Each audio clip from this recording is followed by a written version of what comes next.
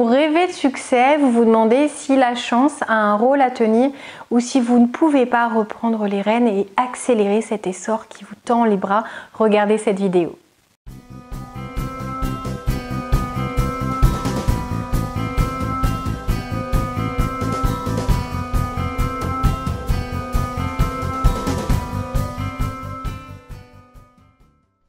Bonjour à tous, je m'appelle Valérie Sauvage, je suis coach de vie. Vous pouvez me retrouver sur le site challengeyourself.fr.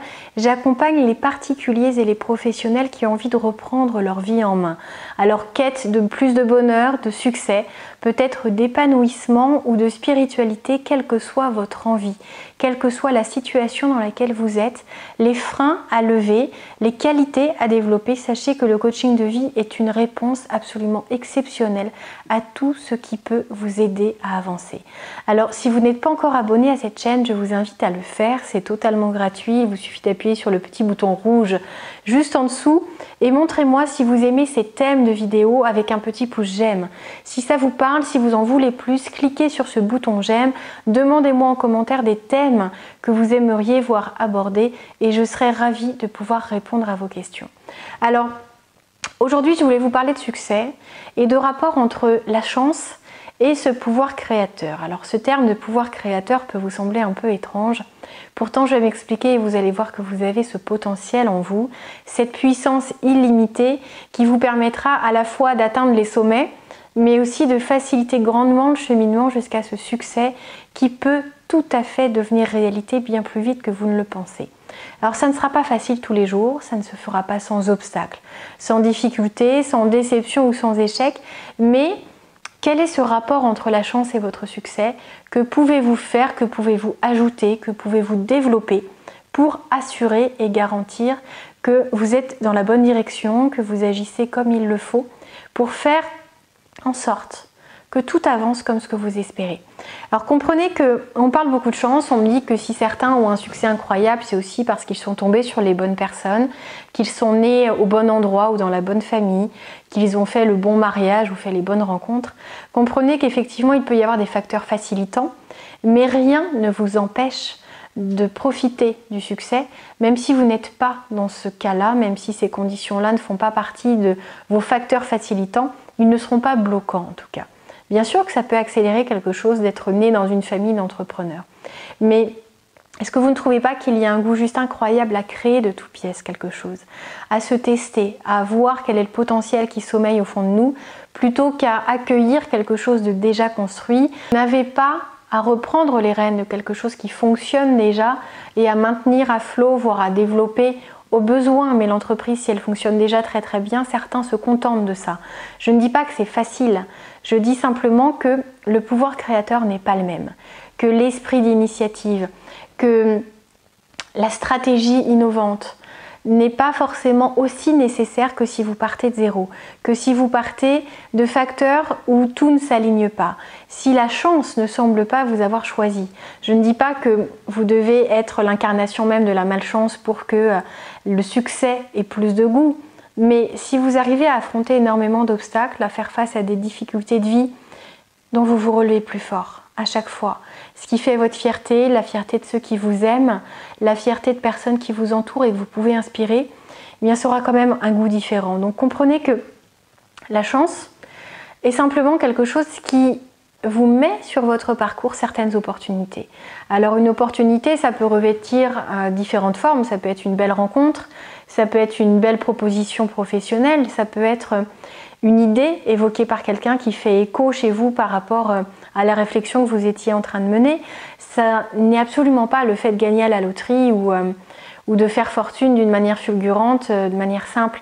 Ça c'est rarissime. Je ne vous parle pas de miser le succès et le bonheur de votre existence sur une probabilité qui est proche d'1 sur 1 million.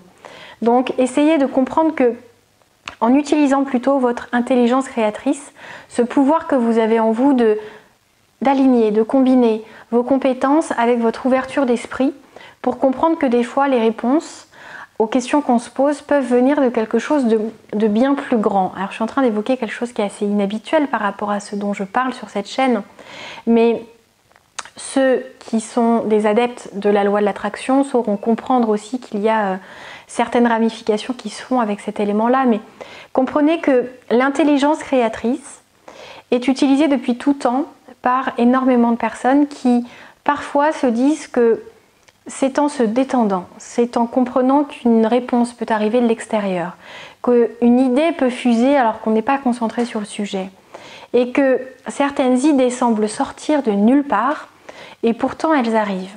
Vous êtes en train de plancher sur un sujet, et vous allumez la télé, vous tombez sur le bon reportage, une expérience de quelqu'un qui vous éclaire sur la piste à suivre, ou le bon coup de téléphone qui arrive au bon moment, une personne qui vous raconte ce qui s'est passé pour sa voisine, pour une amie, pour elle-même, et vous avez votre réponse. Alors, est-ce que c'est de la chance? Est-ce que c'est un pouvoir créateur?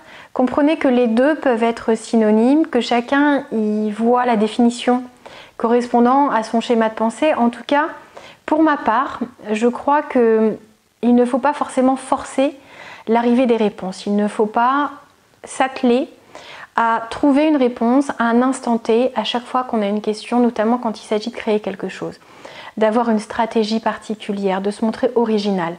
Et quand il s'agit de succès, l'originalité est importante. Je ne dis pas qu'il faut être marginal.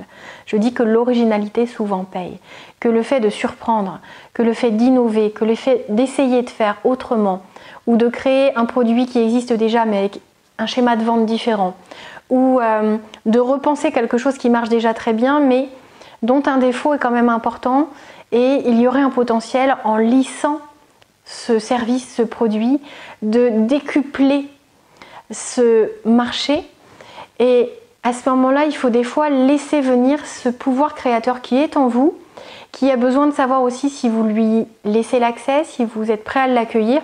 Vous êtes prêt à comprendre que des fois les idées peuvent venir de sources absolument inexpliquées, alors ça n'est pas important de comprendre, de savoir toujours d'où proviennent nos réponses, d'où proviennent nos inspirations, d'où proviennent nos idées.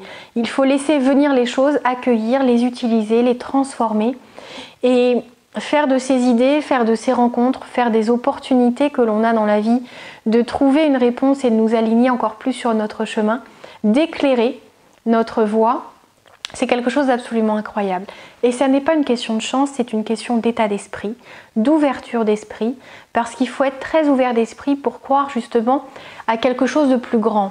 Parce que je crois que nous avons suffisamment de preuves scientifiques que l'intelligence humaine n'est pas encore utilisée autant qu'elle le pourrait, que notre pouvoir créateur est quelque chose parfois d'assez inexpliqué et d'illimité, et que ce pouvoir est accessible à tous. Donc développez ce pouvoir, accédez à ce pouvoir. Si vous n'y arrivez pas, contactez-moi. Vous pouvez passer par le site challengeyourself.fr ou par mon mail contact@challengeyourself.fr. Si vous aimez ce type de vidéo, si vous voulez en savoir plus, si vous voulez des détails, dites-le moi en commentaire sous cette vidéo. C'était Valérie Sauvage, on se dit à très bientôt et profitez de votre journée créée surtout.